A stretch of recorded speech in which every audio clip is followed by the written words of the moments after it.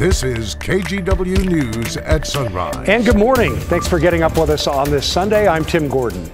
This morning on Sunrise, it's been a problem across the nation. We're talking stolen guns being used in crimes. A new ATF report shows some alarming numbers on that.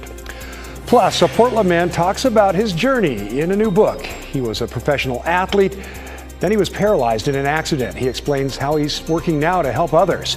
But before we get to all that, let's check in with Chris McGinnis for a Sunday forecast. Chris? And our Sunday starting off with some rain, of course, right? We've got rain. The radar pretty much solid here up and down the I-5 corridor from Chehalis all the way down to Eugene. At the coast, it's raining, and up in the mountains, it is snowing this morning. You can see the progress this rain and this moisture has made over the last 3 hours. We've got rain and mountain snow working its way out through the Columbia Basin and into eastern and central Oregon as well. Here's a live look up at Timberline. Several fresh inches of snow there, and it will continue to snow hard there throughout the day.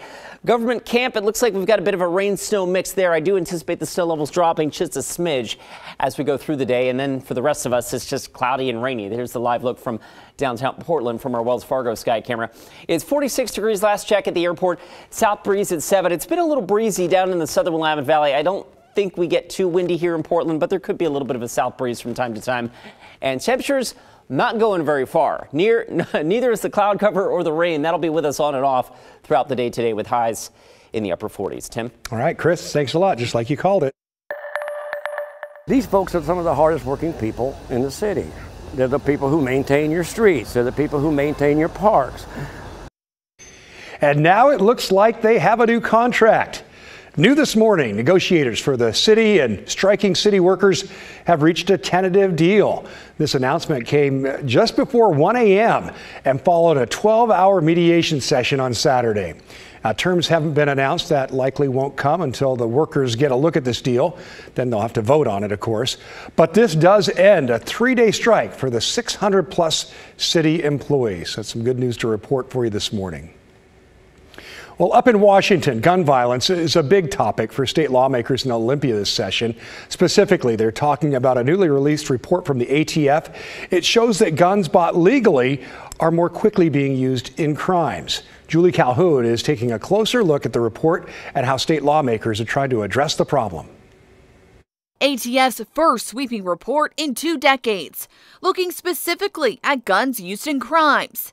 One of the big problems it highlights, stolen guns, with more than 1 million stolen over a 4-year period, something Tacoma PD warned about earlier this week. In the hands of who knows who is really alarming for all of us. Tacoma police say a gun is stolen out of a vehicle every 48 hours.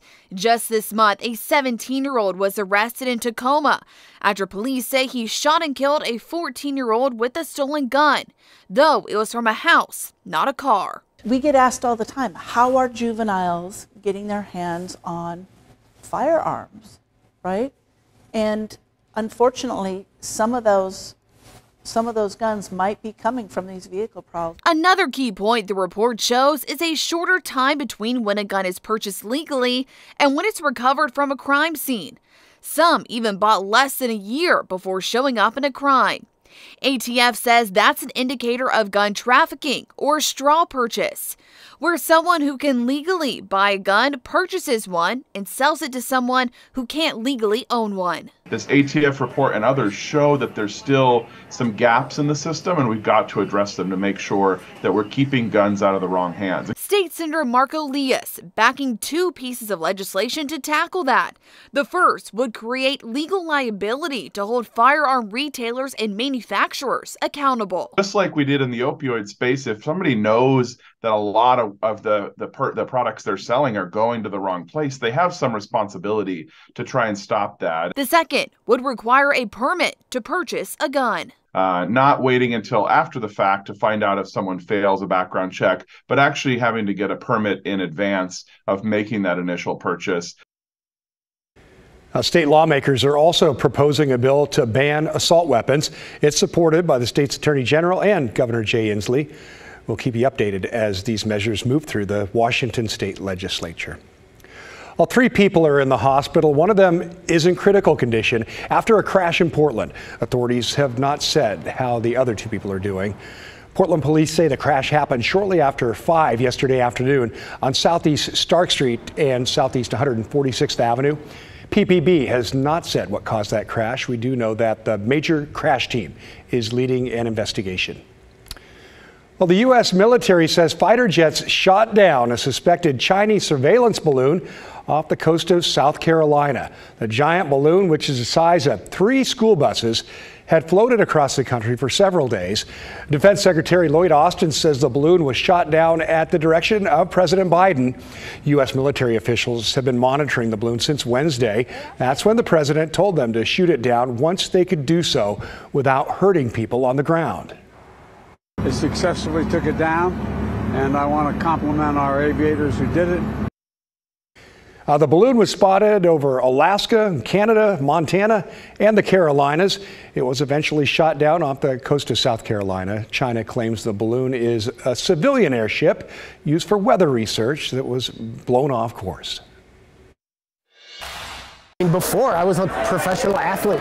I mean, I roamed around the world as a professional high diver, which not many people do. And afterwards, it was all in service to people with disabilities. A Portland man who went from professional athlete to an accident that left him paralyzed details his journey in a newly published book. Tom Haig shared his book and stories of his life at a book signing in Northeast Portland. Art Edwards got a chance to meet him. Friends gathered at the Oakshire Brew Hall in Northeast Portland to share some time with Tom Haig and to get signed copies of his book. It's called Global Nomad: My Travels Through Diving, Tragedy, and Rebirth. It starts in the years right after college, when he's a professional high diver. I never spent more than 4 or 5 months in the same country for the next 7 years. That included cliff diving in Acapulco and diving off a ladder in countries all over the world. He eventually made his way back to Portland, working for Adidas. His life changed in 1996 when he suffered a spinal injury when he crashed into the side of a truck on his bicycle. I knew immediately that I went to feel my legs and they felt strange, and then I was like, oh, I can't feel them at all. I was feeling my fingers, but my knees were not feeling bad. The months after his injury were difficult. I was going to check out probably every single day for the first 2 or 3 years. His love of cycling brought him back. He went back to France and began using a hand cycle. And when I was coming down the road from that climb, I could see the Alps in front of me, Mount Blanc shining out there. And for the first time since I broke my back, I was like, this is amazing. Haig even won the wheelchair division at the Portland Marathon twice. He also began working with the disabled in other countries, helping them deal with challenges and producing documentaries. He says his life has 2 distinct parts. In my case, oh my God, it took on a whole world of its own, where I have this amazing second life that I never would have dreamed of in the first place. Great story there. If you'd like to learn more about Tom Haig or order a copy of his book, you can go to his website. That's tomhaig.com. Well, coming up next, giving his time, money, and passion to help causes he believes in. The big honor for a sweet home man and how he continues to pay it forward.